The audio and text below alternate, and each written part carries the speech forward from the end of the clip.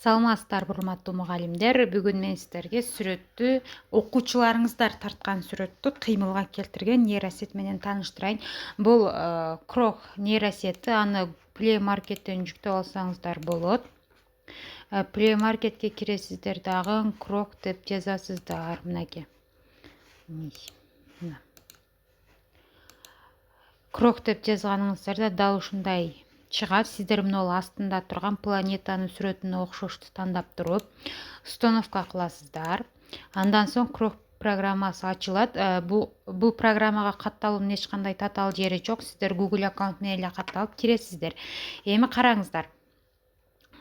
Биринчи мына ачканыңыздарда ушундай бет чыгат. Создай видео дегенди тандап, мына жерде просмотреть все дегенди бассаңыздар, сиздердин галереяңыздардагы ошол сүрөттөр чыгат. Бул жерден каалаган бир окуучуңуздардын сүрөтүн тандайсыздар дагы, готов кыласыздар. Астына болсо промпту жазасыздар. Мындай атайын даяр промпт. Азыр бул промпту кантип жаздык, аны да көрсөтөмүн ChatGPT'де. Мына жердеги стрелка ак болуш керек. Ушул жердеги стрелка ак болуп калганда мындай кылып жөнөтөсүздөр.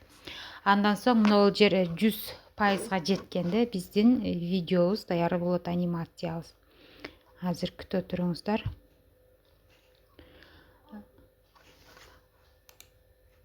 Мынакей биздин видеобуз да даяр болду. Караңыздар, эми сиздерге көрсөтөйүн. Мына. Эми бул даяр болгон видеобузду кайсыл жерден сактап алабыз? Мына жердеги стрелканы басасыздар. Ушул стрелканы бассаңыздар, мынакей көчүп болду. Галереябыздан чыгат.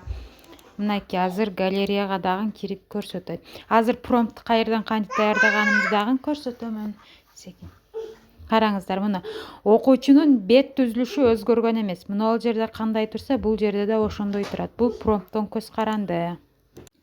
Караңыздар, эми сүрөт менен видеону салыштырабыз.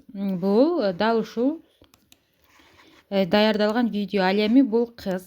Караңыздар, бет түзүлүшү анча өзгөргөн эмес. Анчейин өзгөргөн эмес. Бул промпттон көз каранды. Сиздер айтып жатасыздар, мен жасаганда окуучунун бет түзүлүшү өзгөрүп жатат деп. Аябай көп эффект, аябай көп анимация берип жибергениңиздерде окуучунун бет көрүнүшү өзгөрүп калат.